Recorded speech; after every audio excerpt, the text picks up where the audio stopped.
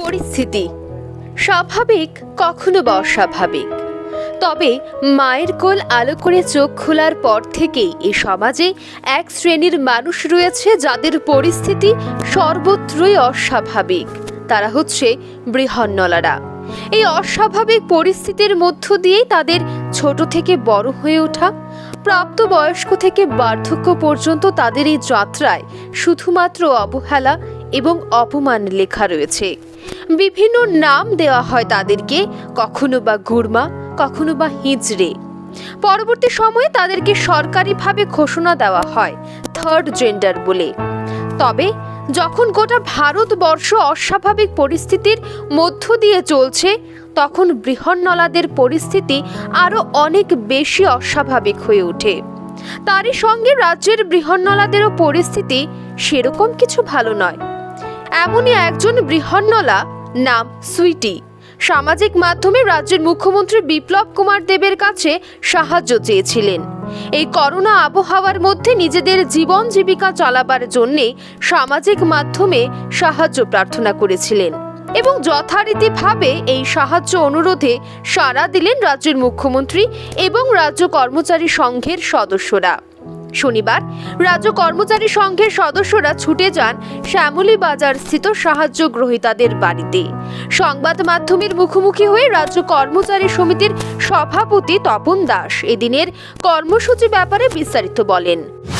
ওনার যে পরিস্থিতি, স্বভাবতই ওনাদের একটু সমস্যা হচ্ছিল এবং ওনাদের মধ্যে একজন সুইটি সামাজিক মাধ্যমে মাননীয় মুখ্যমন্ত্রীর কাছে আপিল করেছিলেন কিছু সাহায্য করার জন্য। তো সেখান থেকে আমাদের কাছে সেই খবরটা আসে।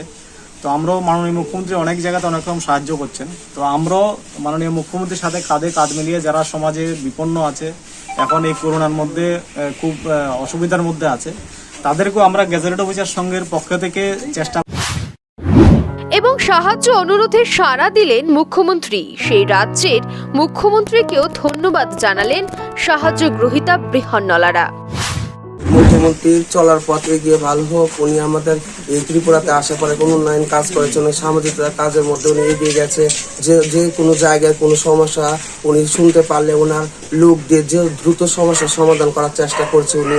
আমরা বৃহন্নলা সোসাইটির সমাজ থেকে ওনাকে আশীর্বাদ করি, সর্বগণ জনগণের তরফ থেকে ওনাকে আশীর্বাদ করি, ওনার দীর্ঘ কামনা করি, আয়ু কামনা করি, ভালো থেকে সুস্থ থাকে, সামাজিক যেভাবে কাজকর্ম করছে এভাবে চালিয়ে যাক।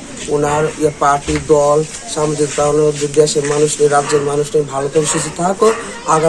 আগামী দিন ওনার চলার পর যেন ভালো থাকে, সুস্থ থাকে, আবার উনি আমাদের দ্বিতীয়বারের মতো দেশে আবার উনি ফিরে আসো, এই প্রার্থনা আমরা কামনা করছি। আমরা সরকারিভাবে থার্ড জেন্ডার হিসেবে যোগ্যতা পেলেও সমাজ তাদেরকে কখনোই কাছে টেনে নেয় না।